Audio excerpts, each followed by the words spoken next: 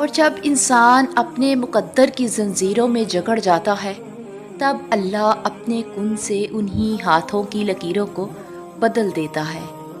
ہر دعا، ہر فریاد یقین مانگتی ہے، اور یقین میں کوئی اگر مگر نہیں ہوتا، بس یقین ہوتا ہے جس میں ہر مشکل بھی خوبصورت لگتی ہے۔ دعا وہ معجزہ ہے جس کی کوئی انتہا نہیں۔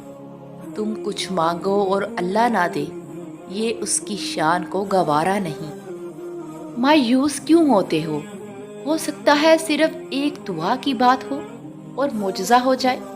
وہ تو ایک کن فرمائے گا اور ادھورے قصوں کو مکمل کر دے گا۔ اللہ تعالیٰ ہماری کسی بھی دعا کو رد نہیں کرتے، بلکہ صحیح وقت آنے پر قبول کرتے ہیں۔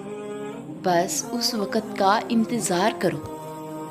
تمہاری مانگی ہوئی دعا کے راستے تھوڑے مشکل ہوں گے، ہاں کبھی غم اور پریشانی کا بسیرا بھی ہوگا، مگر یقین کرو منزل تمہاری کن ہی ہوگی، تحفہ تمہارا معجزہ ہی ہوگا، اور آنسو تمہارے خوشی کے ہی ہوں گے۔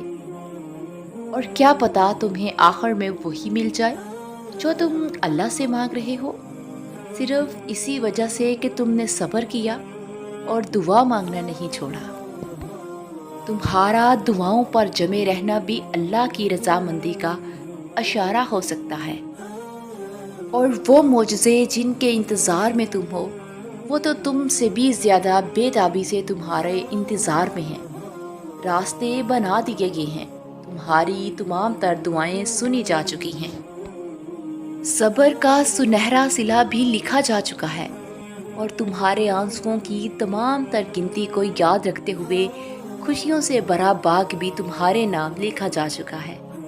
کیونکہ جب بات اللہ پر کیے جانے والے یقین پر آ رکے تو پھر معجزوں کا رونما ہونا ہر حال میں لازم ہوتا ہے، اور یہ بھول جاؤ کہ تم سے کیا ہو سکتا ہے کیا نہیں۔